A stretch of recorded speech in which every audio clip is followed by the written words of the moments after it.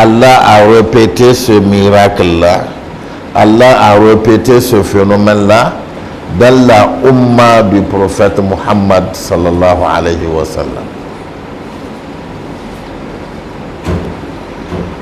Lorsque Omar ibn Khattab radiallahu anhu était l'émir des croyants, au deuxième califat de l'islam alors, au Yémen, il y a eu quelqu'un qui a dit que lui, il est prophète.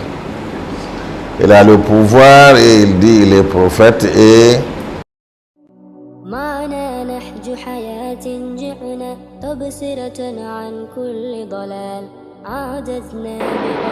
إن كل من في السماوات والأرض إلا آتي الرحمن عبدا لقد أحصاهم وأعدهم عدا. Tous ceux qui sont dans les cieux et la terre sont des serviteurs d'Allah. Ce sont des serviteurs d'Allah. Et chacun est en train d'accomplir la mission qu'Allah lui a assignée. Et si Allah veut, il peut lui donner un autre ordre qu'il va exécuter instantanément, comme le feu l'a fait concernant Ibrahim alayhi salatu wassalam.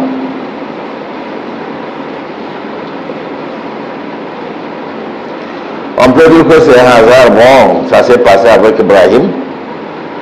On peut dire, bon, c'est Ibrahim. Peut-être que c'est une seule fois Dieu a fait ça. On peut aussi dire que non, c'est parce que c'est un messager. Il fait partie des plus grands messagers d'Allah. Allah a répété ce miracle-là. Allah a répété ce phénomène-là dans la Ummah du prophète Muhammad sallallahu alayhi wa sallam. Lorsque Omar ibn Khattab radiallahu anhu était l'émir des croyants, au deuxième califat de l'islam alors, au Yémen, il y a eu quelqu'un qui a dit que lui, il est prophète. Il a le pouvoir et il dit il est prophète et il appelait les gens au shirk.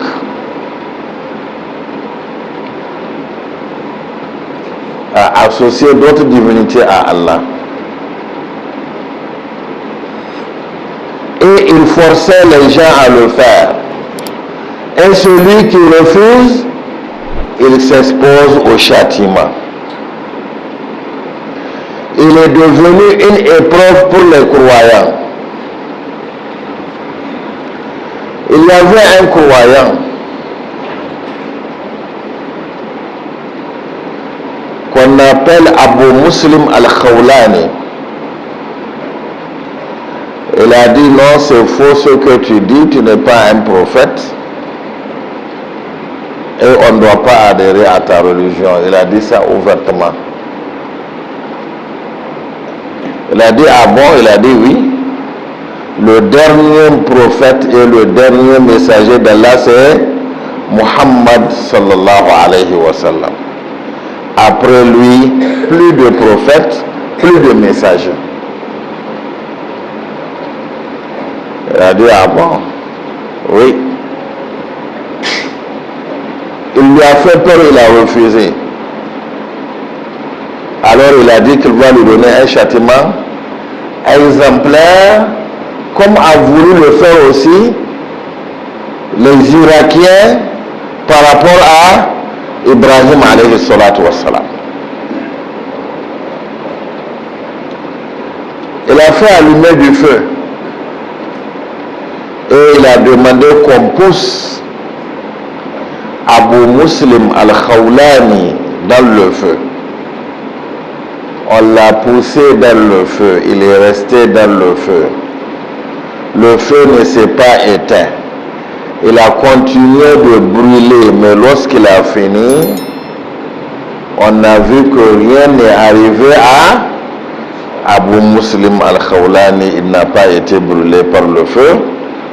à l'image du prophète Ibrahim alayhi salatu wassalam. Vous avez même d'autres récits dans lesquels on dit que la même, on l'a vu en train de prier dans le feu. Se mettre debout, faire le ruku, le sujoud, prier dans le feu. Rien ne lui était arrivé. Le feu ne l'a pas brûlé et le feu n'a pas brûlé ses habits. Rien. Tout ce qu'il portait a été épargné par le feu. Et comme ça a été ainsi, le faux prophète a dit tu ne vas pas rester, alors il faut quitter le Yémen. Pourquoi? Parce que s'il reste, il a sous ses yeux une preuve vivante de son mensonge, et Abu Muslim al-Khawlani peut influencer les gens. Alors il a trouvé que la seule solution pour lui, c'est de l'éloigner de lui. Il est venu à Médine, il a trouvé Omar ibn Khattab radiallahu anhu.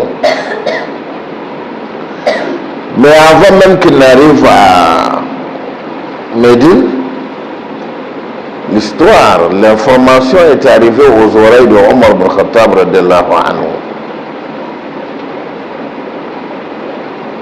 Alors il est parti.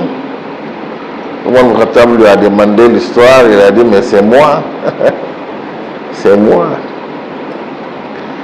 Et Omar ibn Khattab radiallahu anhu l'a étreint, il l'a pris dans ses bras, il a dit je remercie Allah qui m'a fait voir le miracle de Ibrahim alayhi salatu wassalam dans la communauté du prophète Muhammad sallallahu alayhi wa sallam. Et même demain, si Allah veut, il peut transformer le feu en fraîcheur paisible pour celui qu'il veut. Ce n'est pas réservé uniquement aux messagers, mais c'est réservé à tous les croyants. À tous les croyants. C'est pour tous les croyants. Lorsque Pharaon et son peuple ont suivi Moussa alayhi salatu wa salam et les bénis Israël, ils sont arrivés au bord de l'eau, au niveau du bras de mer. Et ils ont aperçu Pharaon et son peuple armés jusqu'aux dents, qui venaient pour les exterminer, pour les massacrer. Alors, Moussa alayhi salatu wa salam a rassuré les bénis Israël qui ont commencé à pleurnicher, à avoir peur, à trembler. Il a dit qu'Allah inna ma'iya rabbi sayahdin. Comme Allah a vu l'état d'esprit de Moussa alayhi salatu wa salam, il a confiance en Allah. Allah lui a dit de frapper l'eau avec son bâton.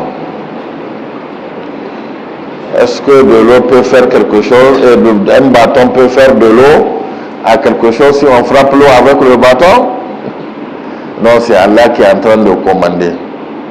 À l'endroit où il a frappé l'eau avec le bâton, l'eau s'est retirée de part et d'autre, et vous avez un endroit sablonneux, une route sablonneuse qui a été créée, et Moussa et son peuple étaient passés par cette route-là pour traverser le lit du bras de mer.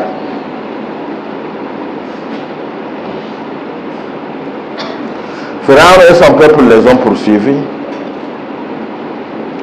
Ils sont entrés, Allah a laissé jusqu'à ce que du premier au dernier, Pharaon et sa troupe, qu'ils soient dans l'endroit occupé par le bras de mer, et que Moussa et son peuple, tous étaient sortis, alors il a dit aux deux eaux de se rencontrer. Les deux eaux qui se sont retirés, Allah leur a dit de revenir.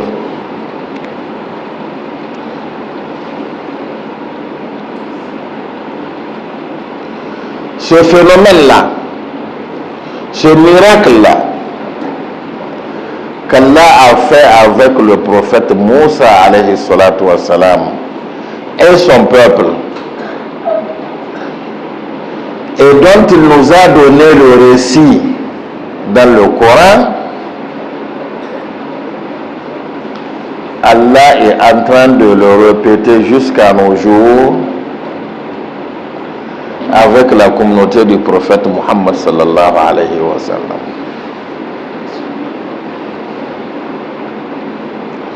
En Corée du Sud, il y avait une île qu'on appelle l'île de Jindo, qui est au niveau de la mer. Cette île-là,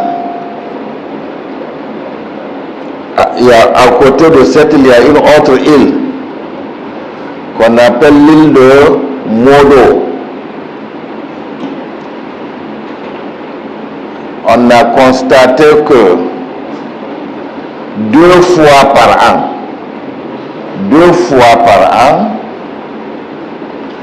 Allah écarte les eaux de la mer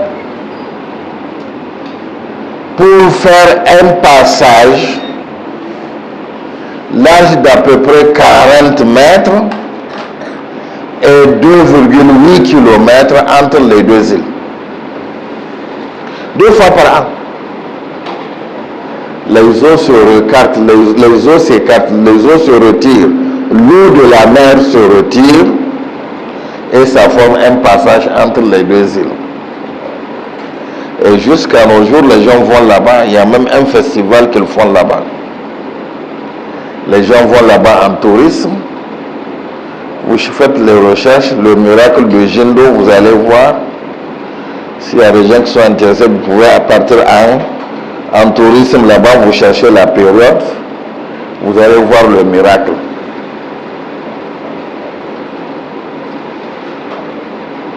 Ça fait à peu près 40 à 1 heure de temps, ou un peu plus.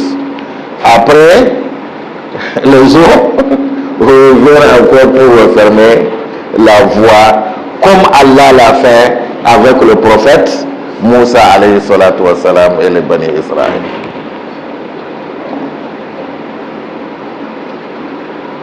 Oui. Le miracle de Jindo en Corée du Sud.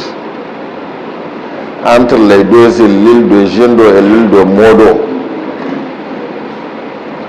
Chaque année, ce phénomène se répète 2 fois. Les gens ont tenté de donner une explication scientifique à ce phénomène. Ils ont parlé de, je ne sais pas, mais ça se réalise, Allah le fait. Et c'est uniquement là-bas qu'Allah le fait. Si c'était un fait scientifique naturel qu'Allah a répété, on va dire bon, c'est normal. Mais c'est uniquement là-bas. C'est pourquoi eux, ils parlent de miracle. À l'instar du miracle de Moussa alayhi salatu wassalam. Allah ordonne aux eaux de se retirer, vous avez un chemin sablonneux. Les gens vont en tourisme là-bas pour traverser, prendre des photos, faire même un festival, parce que c'est un miracle, c'est étonnant. C'est étonnant. Allah le fait 2 fois par an là-bas. 2 fois par an. Et ils ont la période pour nous montrer, pour ceux qui peuvent douter, est-ce que ce n'est pas un récit fabuleux concernant Moussa et son peuple, Allah Akbar, toi Allah le fait. Il faut aller voir. Allah répète la même chose. Et chaque année, ça se passe. Ça va s'arrêter ou bien Allah va le continuer jusqu'à la fin du monde? Allah seul sait. Allah seul sait. Rien ne se passe. On voit seulement les eaux s'écarter de part et d'autre. Et on voit le chemin. On profite pour faire du tourisme. Hein? Pour aller en aventure. Oui, oui. Subhanallah. Nama amruhu idha arada shay'an yaqul lahu kun fayakun. Kun fayakun. Soit, et la chose est. Dis soit et la chose est. C'est fini. Allah le fait. Et même si on trouve une explication scientifique à cela, c'est l'œuvre de qui? C'est l'œuvre d'Allah. Mais tout ce que Allah a créé autour de nous, Allah considère cela comme des signes qui renvoient à Allah parce que c'est Allah qui les a créés, nous ne pouvons pas. Le fait que le feu brûle, c'est un miracle. Le phénomène de l'eau qui coule, c'est un miracle. La pluie qui tombe, tout ça, c'est un miracle d'Allah. Ce sont des signes d'Allah. C'est Allah qui le fait. Le scientifique qui va donner l'explication. Pour dire, bon, voilà, c'est ça qui fait ceci, c'est ça qui fait cela. Il est en train de mettre en évidence les causes qu'Allah a utilisées pour produire le miracle, le phénomène. C'est pas lui qui l'a créé, c'est pas lui qui l'a fait. Et comment se fait-il que tel chose provoque ceci, cela? Ah, ça. On ne sait pas, mais c'est comme ça. C'est Allah. C'est Allah qui le fait. C'est Allah qui le fait. La création de l'homme à partir de deux liquides, c'est un miracle. C'est un miracle. C'est Allah qui l'a fait. Tout est signe qui renvoie à Allah. Et même si Allah n'a pas répété le même phénomène, nous savons que le livre d'Allah, il est véridique. Nous croyons à ce que Allah a fait descendre à notre communauté, la communauté du prophète Muhammad sallallahu alayhi wa sallam.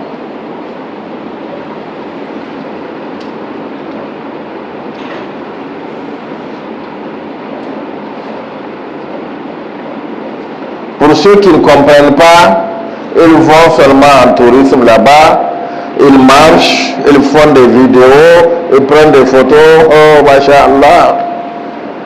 Hein? Après, ils filment aussi lorsque les eaux reviennent, tout ça, et puis c'est fini. Et c'est profond. On ne peut plus marcher là-bas quand les eaux reviennent. Ah oui, on ne peut plus traverser. Pour eux, bon, c'est un phénomène exceptionnel, miraculeux. Ils ont été témoins de cela, ils ont vu. Ça s'arrête à là, mais qui a fait ce phénomène? Qu'est-ce que ce phénomène implique? Pourquoi ce phénomène? Ce phénomène doit nous appeler vers Allah. Hein? C'est tout ce que Allah a créé comme créature et phénomène qui existe. C'est pour nous montrer la grandeur d'Allah. C'est pour nous montrer la grandeur d'Allah, subhanallah. C'est pour nous montrer la grandeur d'Allah. Mais les mécréants, pour eux, bon, c'est un phénomène seulement, et puis c'est fini. Ça s'arrête à ça. Parce que lui, il n'a pas, le mécréant, il n'a pas les outils pour interpréter ce phénomène-là, savoir d'où est-ce que ça vient. Il n'a pas la base. Et la base se trouve où? Dans l'enseignement du prophète Muhammad sallallahu alayhi wa sallam, dans le Coran. يعلمهم الكتاب والحكمة ويزكيهم. Il leur apprend le livre et la sagesse et il les purifie. Il leur apprend à se purifier. C'est ça. Donc le phénomène ou le miracle d'Ibrahim alayhi salatu wassalam, Allah l'a répété au temps de Omar ibn Khattab, au califat de Omar ibn Khattab radiyallahu anhu. Le phénomène de Moussa, de la mer, de l'eau qu'Allah a fondue, a retiré, Allah continue toujours à le faire, toujours au temps de la Ummah du prophète Muhammad sallallahu alayhi wa sallam. Et s'il y a quelqu'un qui doit être intéressé par ce phénomène-là, c'est le musulman. C'est le musulman. Parce que c'est un phénomène important. C'est vrai que même sans ce phénomène, on sait que la vérité, la parole d'Allah, elle est véridique. Mais Allah nous répète cela pour que nous voyons de façon concrète. Voilà. Regardez. On est là, on a constaté les eaux se retirent. Ça fait la terre ferme. Les gens ont commencé à marcher. Ils voient que c'est entre les deux îles. Après, ils ont su que ça fait un laps de temps. Et on a chronométré à peu près le nombre de temps que ça fait, ainsi de suite. On a tout mesuré et ça continue, ça se répète. 2 fois chaque année. Comme pour nous dire, regardez le phénomène de Moussa alayhi salatu wassalam. Je suis toujours capable de le faire et je reste toujours Allah. Le même Allah qui a fait ça au prophète Ibrahim alayhi salatu wassalam, le même Allah qui a fait ça à Moussa alayhi salatu wassalam, c'est toujours lui qui continue, il peut le faire à notre communauté. Et c'est pourquoi nous devons nous attacher à Allah. Et c'est pourquoi nous devons chercher Allah. Et quand nous avons Allah, nous sommes tranquilles normalement. On est tranquille quand on a Allah. Oui. Mais quand on n'a pas Allah, quel que soit ce qu'on a dans ce monde-là, on n'est pas tranquille, on est toujours dans la peur, dans la peur, dans la peur. Dans la peur. La peur du futur, la peur de ceci, la peur de cela. Il suffit d'un petit bouleversement, on perd les pédales. Le croyant qui a réellement Allah, il reste égal à lui-même devant toute chose. Devant toute chose. Il y a quelqu'un qui a été intercepté par un brigand, un bandit de chemin.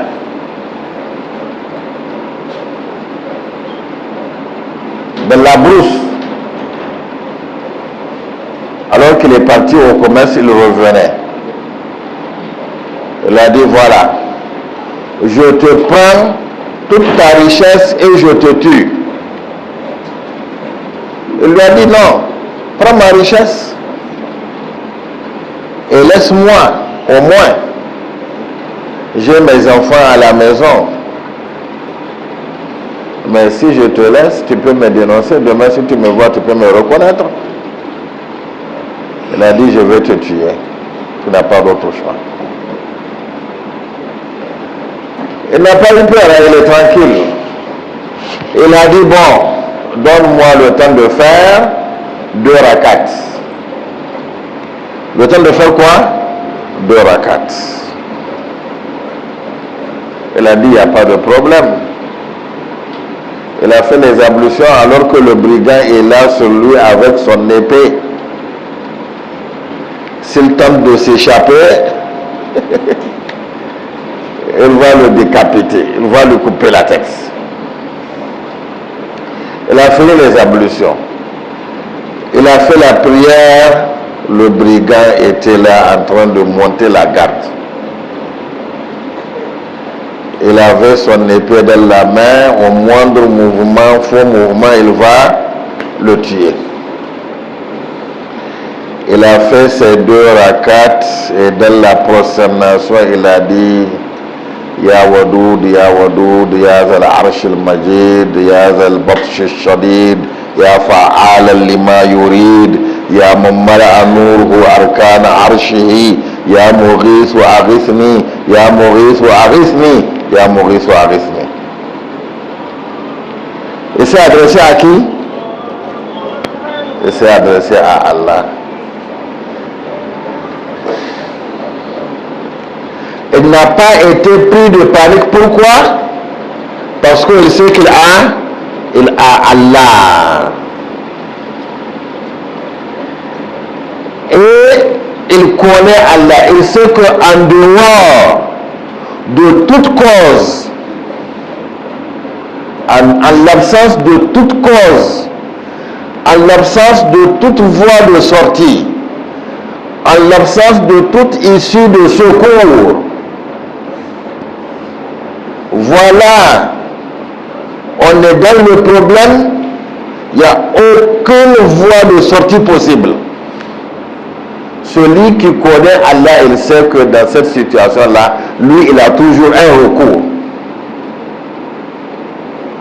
Même si de façon physique, de façon logique, il n'y a pas de dessus, il n'y a pas de voie de sortie, il sait que Allah est là. Et cette issue-là, en un rien de temps, en un clin d'œil, Allah peut lui donner l'issue. وَمَنْ يَتَقِ اللَّهَ يَجْعَلْ لَهُ مَخْرَجًا وَيَرْزُقْهُ مِنْ حَيْثُ لَا يَحْتَسِبُ. Celui qui craint Allah, qui connaît Allah et qui craint Allah, Allah le trouvera, Allah le placera. يَجْعَلْ لَهُ. Il n'y a pas d'issue, il n'y en a pas. Mais Allah va lui inventer l'issue, il va le placer et il va sortir par l'issue là. Aussitôt qu'il a fait cette invocation là, il a fait le salam. Il voit le brigand, la tête du brigand qui est tombée. Et il voit devant le brigand un cavalier qui lui a coupé la tête. Il ne sait même pas d'où sort ce cavalier là. Un guerrier. Allah lui a mis l'issue, la voie de sortie. Allah lui a placé l'issue. Et il lui a dit, toi, serviteur, toi qu'Allah a envoyé pour me secourir, tu es qui? Tu es qui? Toi qu'Allah a envoyé pour me secourir. Elle a dit, moi je suis un ange et je fais partie des anges du 4e ciel, et les anges du 4e ciel, ce sont les sapeurs-pompiers d'Allah. Ils sont là uniquement en cas de détresse d'un croyant. Ce sont eux qui volent au secours des croyants. Il a dit, lorsque tu as fait ton invocation dans la prosternation, les cieux même ont tremblé. Et nous nous sommes tous présentés demandant à Allah la faveur d'être l'acteur qui va venir à ton secours, et c'est moi qui ai eu cet honneur-là. Et il l'a vu partir, après il est monté au ciel. C'est comme ça, celui qui connaît Allah, devant les difficultés, devant l'impossible, devant les problèmes, devant la condamnation, il est tranquille parce qu'il sait que il a toujours Allah, il a toujours Allah. Celui qui connaît Allah, même si on lui demande de faire les 2 rakats là, est-ce qu'il peut les accomplir? Depuis même les ablutions là, il va se tromper. Il est en train de faire les ablutions là, il va trembler. Allahu Akbar.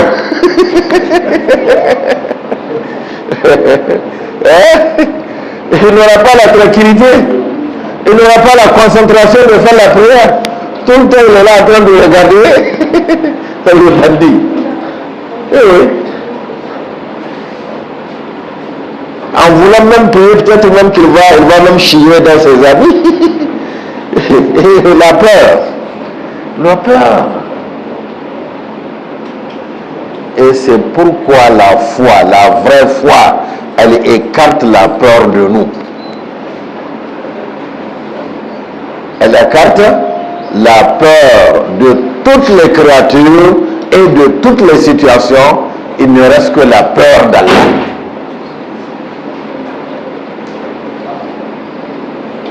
Oui, oui. Parce que la peur, c'est la grande faiblesse de l'être humain. Et c'est la plus grande arme que Shaitan utilise.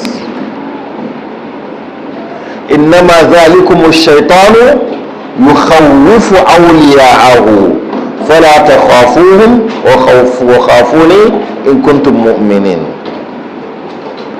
C'est Shaitan. Lors des batailles entre les mécréants et les croyants, c'est lui qui met la peur dans les cœurs des hypocrites qui n'ont pas la foi sincère. Eh oui. Les hypocrites qui n'ont pas la foi sincère, qui ne connaissent pas Allah réellement. Shaitan met la peur dans leur cœur. Pourquoi? Parce que ce sont des alliés de Shaitan. Allah dit n'ayez pas peur d'eux, mais ayez peur de moi, moi seul si vous êtes croyants.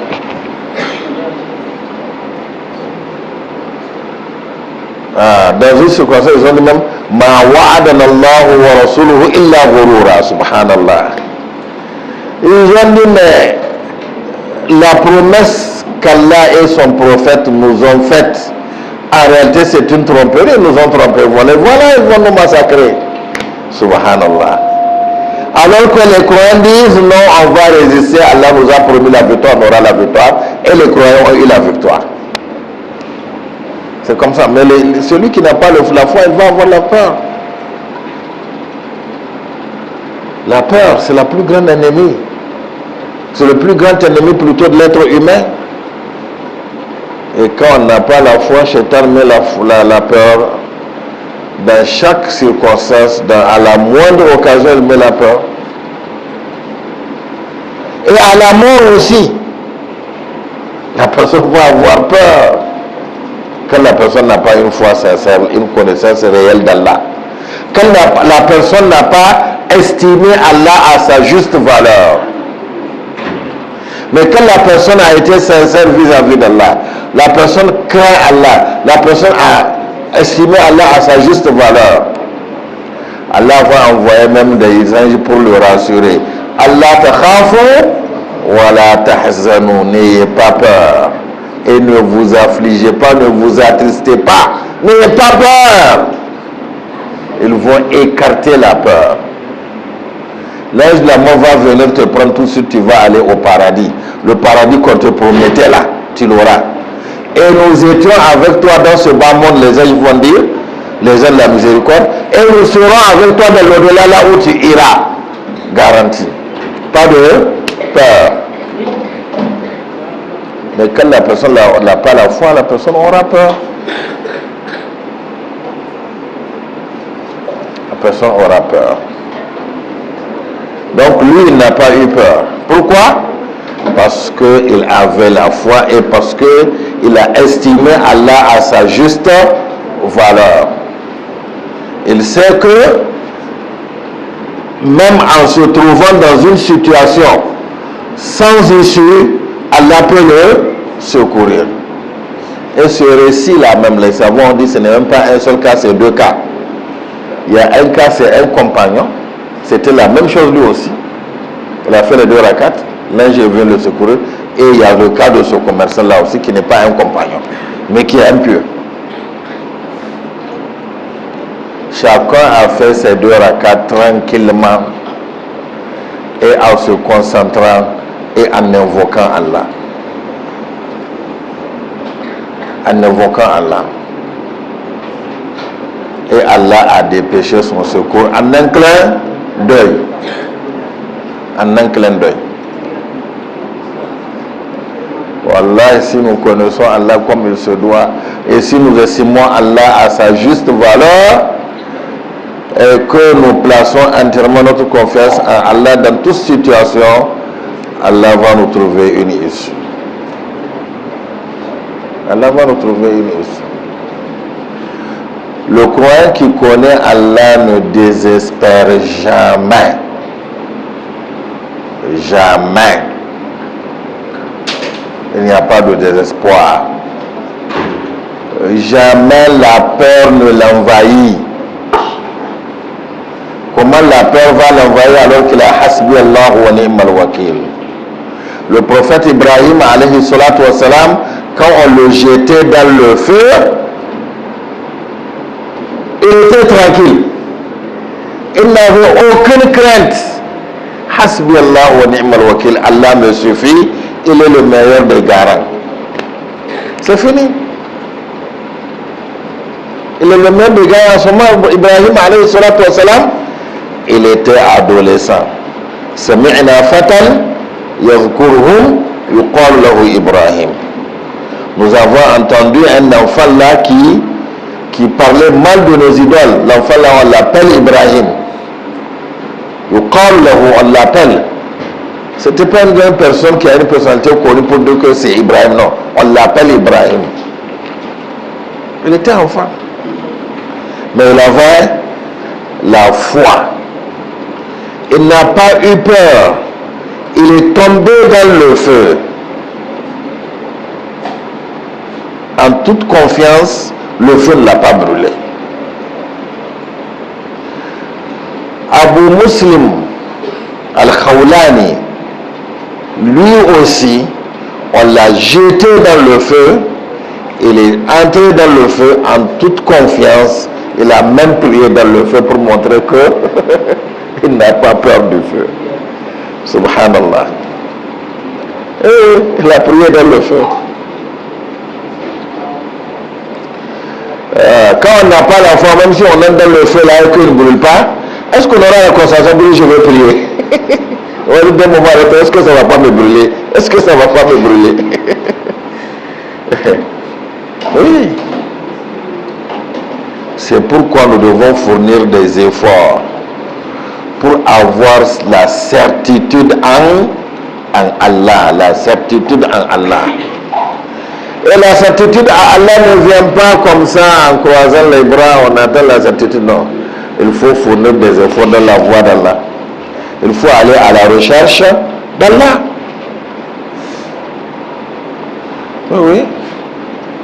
Il faut fournir des efforts dans la voie d'Allah. Ah oui. Si on dit qu'on n'a pas du temps pour Allah, hein? Notre temps, on va pas dire on utilise le strict minimum. Tout juste le temps, les 5 prières. Hein? Le strict minimum. Et même quand on va à la mosquée, quand l'imam fait un retard de 2-3 minutes, on commence à s'impatienter. Mais il est l'heure, non? Oh, où est-ce qu'il est? Il est où? On commence à... qui peut diriger la prière? Subhanallah. J'ai vu dans une mosquée, ils ont écrit l'heure des heures de prière, après ils ont dit NB, attendre de l'imam 3 minutes. J'ai eu envie d'effacer ça. Attendre de l'imam 3 minutes. Qu'est-ce que ça veut dire ça? 3 minutes. Donc dès que l'imam fait 3 minutes là, c'est fini. Vous savez pourquoi? Parce que rester dans la mosquée là, ça nous brûle. Ça nous brûle. On n'a pas le temps de rester, on ne veut pas rester dans la mosquée, ça nous brûle. Subhanallah. Ça nous brûle.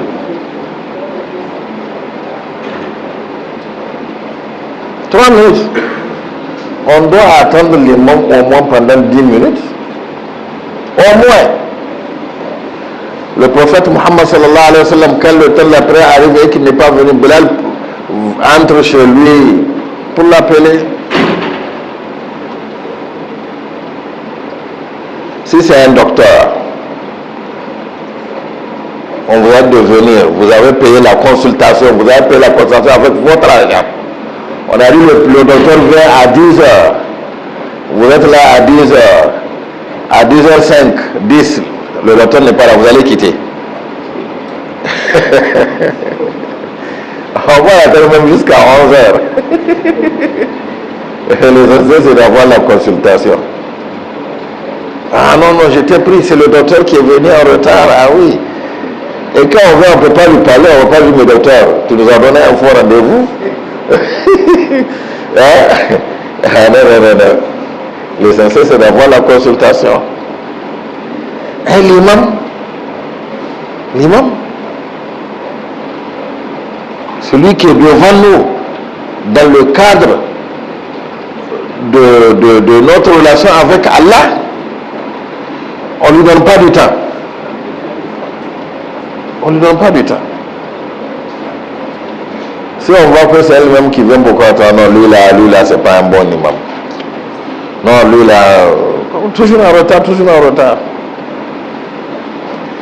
Et des fois, l'imam, il a des problèmes, c'est à peine qu'il mange, on s'en fout. On ne fait même pas de gestes, mais on ne tolère pas aussi son retard. Subhanallah. Donc, ayons du temps pour Allah. Utilisons notre intelligence dans la voie d'Allah. Utilisons nos moyens qu'Allah nous a donnés dans la voie d'Allah. En contrepartie, Allah va nous donner la certitude. Allah ne donne pas la certitude comme ça. On est là, on va qu'à ses projets, n'est-ce pas, à son travail, à ce qu'on veut. Et on donne le strict minimum, ça c'est le minimum de temps qu'on puisse donner à Allah. Dès qu'on finit, on fuit même. Puis on n'a plus de temps pour Allah. Et comme ça, on ne compte pas l'abandonner. On est musulman, Mais des fois, la foi, c'est un problème. Et surtout, atteindre le stade de la certitude sur Allah. La certitude sur Allah. Qu'on sache que rien ne se passe que par la volonté d'Allah. Même ce qui a l'habitude de se passer, quand Allah veut, il va changer cela. Que tout est relatif et tout dépend de la volonté d'Allah. Que ce soit positif ou négatif. C'est pourquoi le négatif ne fait pas peur. Et le positif ne rassure pas. Parce que tout est entre les mains d'Allah. Il peut changer le négatif en positif, il peut changer le positif en négatif. C'est comme ça. Donc vraiment, il faut qu'on se ressaisisse, il faut qu'on se réveille. Il faut qu'on donne plus de temps à Allah. Il faut qu'on donne plus de temps à la religion d'Allah. Il faut qu'on apprenne la religion d'Allah. Et il faut qu'on fournisse des efforts pour acquérir la foi. C'est important pour nous. Sinon, sachez que la plus grande épreuve de l'être humain, c'est la mort. Et à la mort, Shaitan va toujours vouloir venir le perturber pour qu'il ait la plus grande des pertes. Shaitan va venir le perturber. Donc s'il n'a pas une foi solide, s'il n'a pas la certitude à Allah, facilement Shaitan peut l'emporter. Le prophète sallallahu alayhi wa sallam l'a dit dans un hadith. Quand on est sur le point de mourir, Parce que dans les épreuves, toujours Shaitan vient. Même quand on est malade, Shaitan vient. Hein? Quand on est atteint de certaines épreuves, Shaitan vient. Dieu ne t'aime pas. Hein? Regarde comment Dieu te traite, ainsi de suite. Toujours. Et la plus grande épreuve de ce bas monde, c'est la mort.